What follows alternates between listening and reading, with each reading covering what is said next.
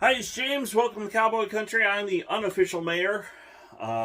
We are going to do a series of videos on the upcoming, what I think is going to be a really good football season for the Big 12. I think it's going to be really exciting. And today I want to do a preview of Kansas. Oh, by the way, somebody suggested that I get Orange Crush, and I can't find it anywhere. This orange drink I found at Walmart, and it's 90 cents. It's actually pretty good, considering it was only 90 cents. It's basically just orange-flavored water. So yes, I guess I drank the orange Kool-Aid. But today we're going to talk about KU football. And a lot of people will be like, James, you must be drinking the blue-flavored Kool-Aid because you didn't pick them last in the Big 12. I didn't. Let me give you, I was going to do 3, but I'm going to give you 4 reasons why I think they could be better, and I'm going to give you 3 reasons why I think things may not improve. So, here we go. Reason number 1 why I think KU could improve. And when I say facilities, I'm not just talking about the football stadium. I know their football stadium is old. It needs renovating. I get all that. It's everything else that's outstanding. Off to the corner, there's one end zone where they actually have like these couches and stuff. It's really cool. I've seen it in person. I would love to just go there just so I could sit there and watch a football game in a big comfy couch or a recliner. But in that corner, there's a modern building. It's pretty new. It was actually built when Mark Mangino was the coach there. And then on the opposite side, behind the side where all of the suites and the press boxes and everything is, well, behind it is where their indoor practice facility is. And I will tell you, it's as good as any place in the country. They put their money into their indoor practice facility, and I love it. Just aesthetically, a lot of the sliding doors on the side, they're like garage doors. Oklahoma State has something similar to that, but the ones at Kansas are like this plexiglass, and it just looks so cool. But they've got the facilities. They've got the indoor practice facility. They got the coach's office. They got the good locker rooms for their players. So everything the players deal with during the week is top notch. So they should be able to get decent recruits to come in. Plus, they're much closer to Kansas City than Kansas State is. So, my second reason is that they have 9 offensive starters returning and 8 on the defensive side. So, remember, when I get into it, further in the video, I'm going to talk about some of the games that I thought I was impressed with. But when you have that many players returning, they know the system. They don't have to think about things. They can just react to the plays as things happen. They know that if the other team does this, then I do this. And if the other team does that, then I do that. They're able to react to things like that. They don't have to stop and think about, all right, what do I need to do next? They can just respond.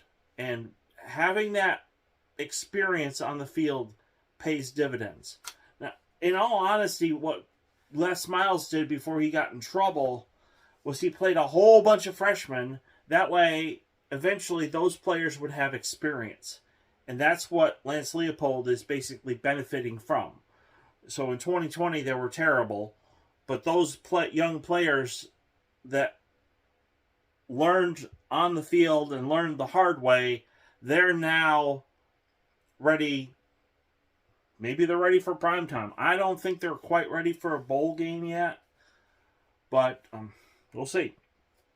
The third reason I think they're going to improve is because Lance Leipold. he is a disciplined coach, and you could see it in the players. Now, I was there in 2020.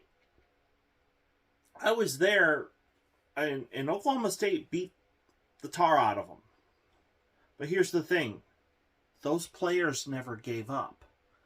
They were always where they were supposed to be.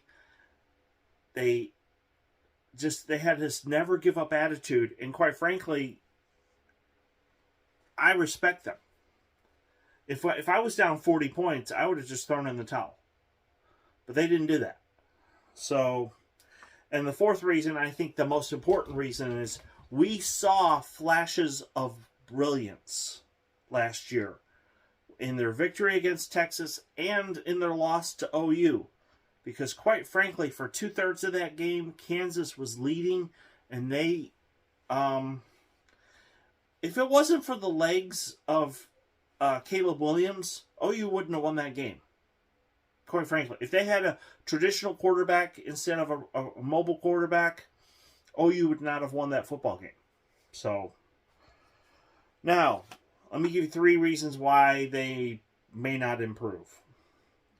Number 1, they have a tough schedule. They've got to go at West Virginia, at Houston, at OU, at Baylor, at Tech, and at Kansas State. Those are difficult places to play. So, granted, if you look at their non-conference, they have Tennessee Tech, Houston, and Duke.